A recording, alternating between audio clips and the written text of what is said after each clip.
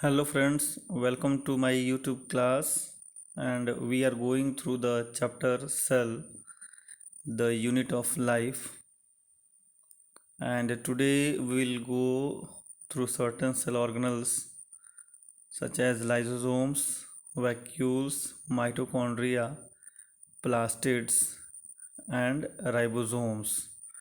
तो आज इस वीडियो में हम लोग लाइसोसोम, वैक्यूल, माइटोकॉन्ड्रिया, प्लास्टिड और राइबोसोम्स के बारे में जानेंगे। तो let's start the class. First is lysosome. तो lysosome is visible only under electron microscope. It is so because the structure of lysosome is very small. It is membrane bound vesicular structure. जैसे vesicles होते हैं छोटे छोटे, vacuoles like structure, वैसे ही ये छोटा सा मेम्ब्रेन बाउंड वेसिकुलर स्ट्रक्चर होता है।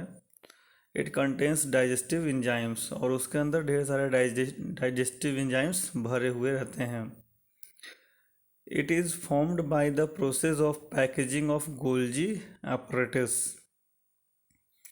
It is well rich in hydrolytic enzymes such as lipase, proteinase, carbohydrate. Active at low pH. It help in digestion of lipid. जो हमने लाइपेज पढ़ा, that lipase help in digestion of lipid. जो proteinase है that helps in digestion of protein. और carbohydrase जो पढ़ा वो हम डाइजेस्ट करता है carbohydrates. Lysosome is called as suicide bag of the cell.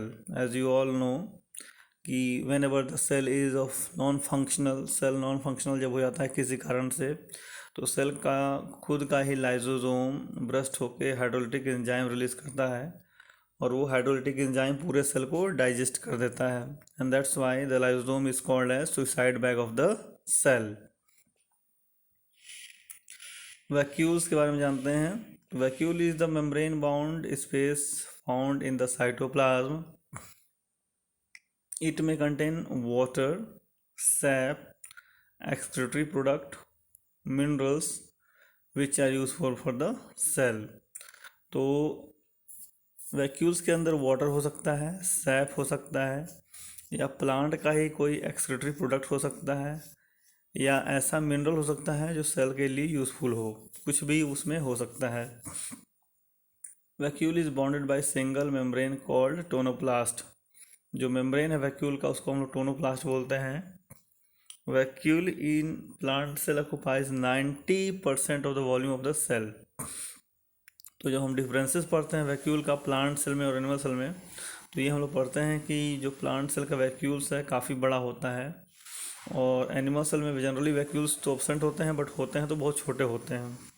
तो अब इतने बड़े होते हैं कि आप यहाँ देख सकते हो दैट इज रिटन कि 90% of the volume of cell is occupied by the vacuoles in the plant cell.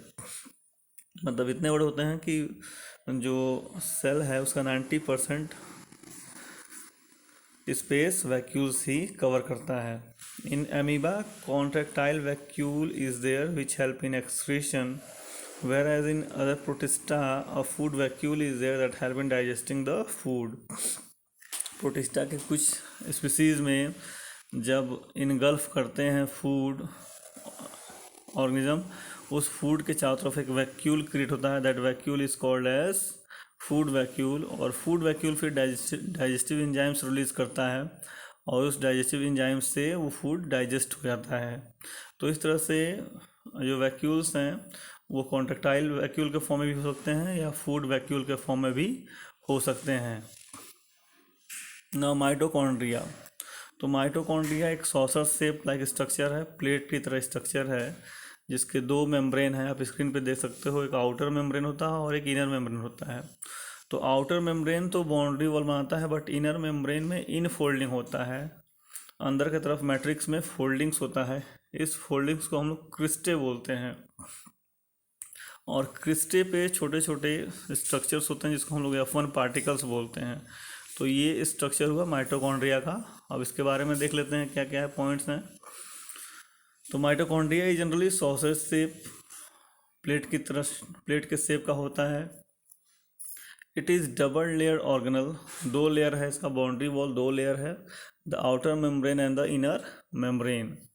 और इनर कंपार्टमेंट को हम लोग मैट्रिक्स बोलते हैं। The outer membrane forms continuous boundary of the organelle, जो आउटर मेम्ब्रेन है वो कंटिन्यूस बाउंड्री वॉल बनाता है ऑर्गेनल का, जबकि जो इनर मेम्ब्रेन है वो इन फोल्डिंग बनाता है, उसको हम लोग क्रिस्टे बोलते हैं। And cristae increases the surface area.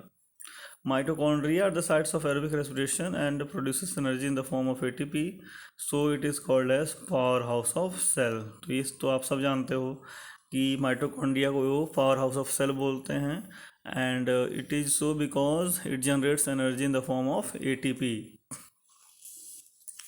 F1 particles जो आपको हमने डायग्राम में दिखाया, that is located on the crista and also it is called as oxysome, उसी को ऑक्सीजोम भी बोलते हैं, and that is the site of actual ATP production in the mitochondria. The mitochondria also possesses single circular DNA molecule. Mitochondria और एक plastid, तो ऐसे cell organelle हैं जिनके पास अपना खुद का DNA होता है। तो माइटोकॉन्ड्रिया के पास भी अपना खुद का DNA है जो कि सिंगल सर्कुलर होता है, और इसीलिए माइटोकॉन्ड्रिया को हम लोग बोलते हैं semi autonomous organelle. Semi autonomous organelles कहने का मतलब ये है कि जो माइटोकॉन्ड्रिया है that is being governed by the nucleus as well as it is governed by itself also, मतलब उसको न्यूक्लियस भी गवर्न करता है और ये खुद भी अपने आप गवर्न होता है, क्योंकि इसके पास अपना खुद का DNA है, अपना खुद का ये रेप्लिकेशन कर सकता है।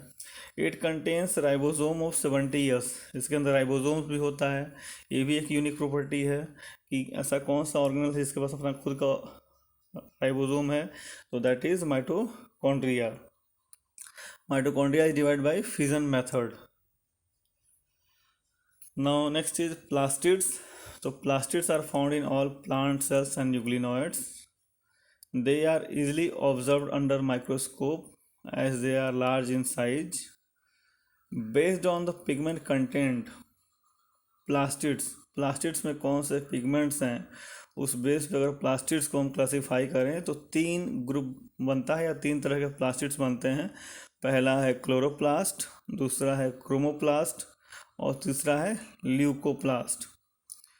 The chloroplast contains chlorophyll. The chloroplast contain chlorophyll and carotenoid pigment which are responsible for trapping sunlight, which is essential for photosynthesis।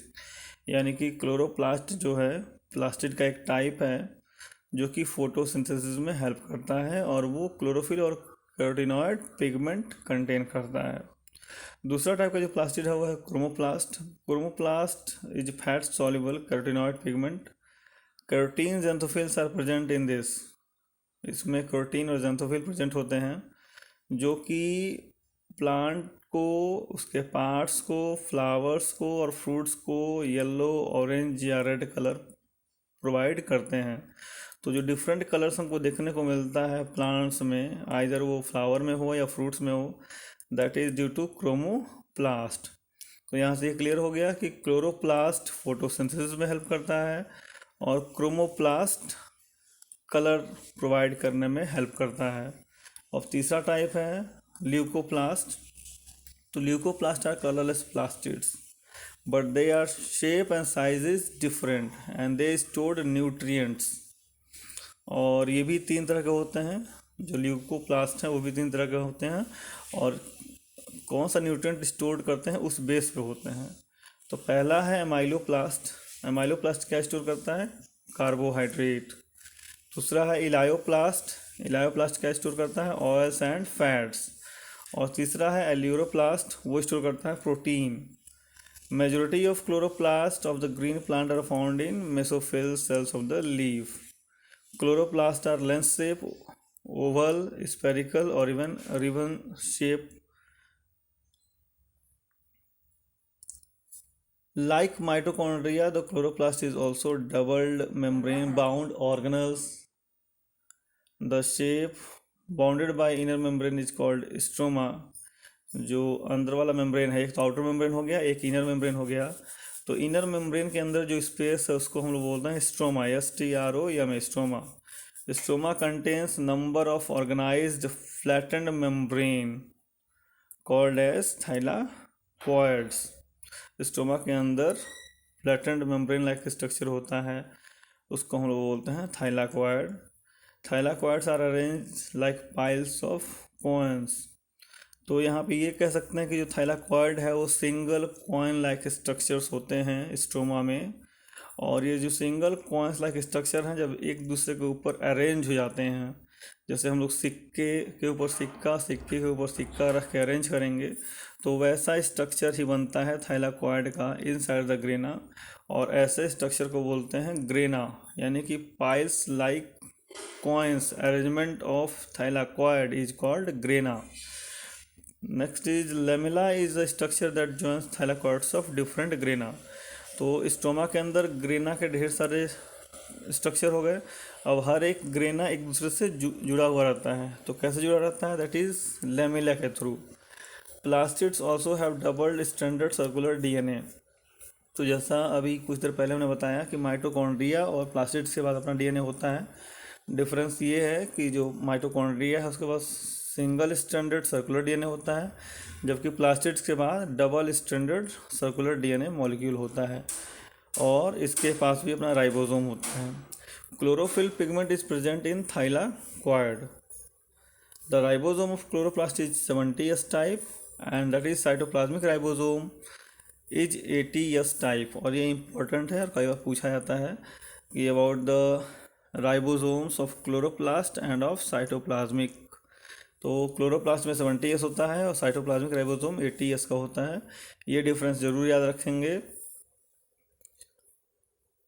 Ribosomes are glandular structure and was first observe by electron microscope by the George Faraday. ये ribosomes के बारे में है कि ribosome electron microscope के अंदर ही दिखता है, क्योंकि बहुत छोटा होता है, फाइन ग्रेनुलर लाइक स्ट्रक्चर होता है, और जॉर्ज फैराडे ने इसको फर्स्ट टाइम देखा था।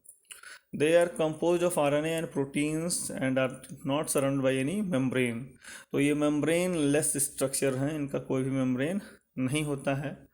The eukaryotic ribosome is 80S while prokaryotic is 70S। दो तरह के राइबोसोम होते हैं, शुरू से बताते आपको आ रहे हैं कि यूकैरियोटिक राइबोसोम 80S होता है और प्रोकैरियोटिक राइबोसोम 70S होता है। और here S stands for Svedberg unit. S उसका यूनिट है, या सेडिमेंट कोफिशिएंट भी इसको बोलते हैं। तो this is all about in today's class. Thanks a lot for watching my video and please subscribe my channel. Thanks a lot.